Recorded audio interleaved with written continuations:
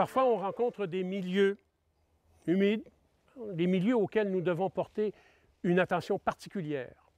Les milieux sensibles sont ceux dont les caractéristiques physiques et biologiques risquent d'être fortement altérées ou perturbées par des activités humaines comme les travaux d'aménagement forestier, la récréation intensive ou la circulation de véhicules de toutes sortes. Pensons aussi aux endroits dont le sol est mince.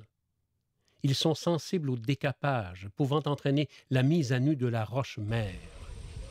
Pensons aussi aux stations à pente forte, soit plus de 30%, qui sont vulnérables à l'érosion et à la perte de fertilité. Un troisième type de milieu sensible, ce sont les stations à drainage déficient, puisqu'elles sont sujettes à l'orniérage et aux multiples problèmes que cela entraîne. Il importe d'identifier et de localiser les sites fragiles et les sites peu praticables, afin que leur prise en compte puisse s'intégrer à la planification des travaux sylvicoles. La mise en application de modalités d'intervention particulières, par exemple en hiver, permet souvent de concilier l'aménagement forestier avec la protection des milieux sensibles.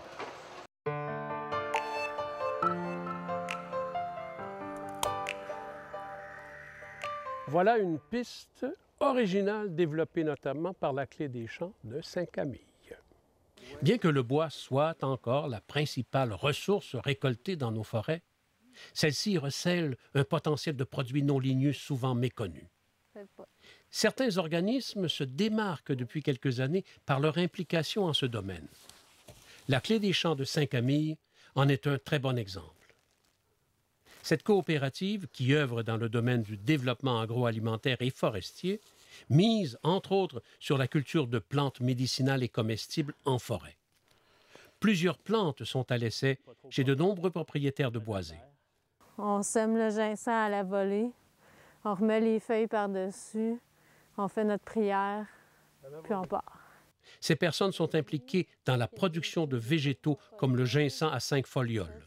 Selon l'expérience de la coopérative, la population et les propriétaires forestiers en particulier sont très ouverts et intéressés par ce type d'agroforesterie.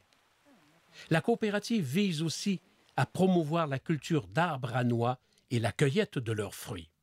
Le noyer noir, ce qui est intéressant aussi, c'est qu'on peut manger la noix et il va commencer à produire normalement vers la 12e année.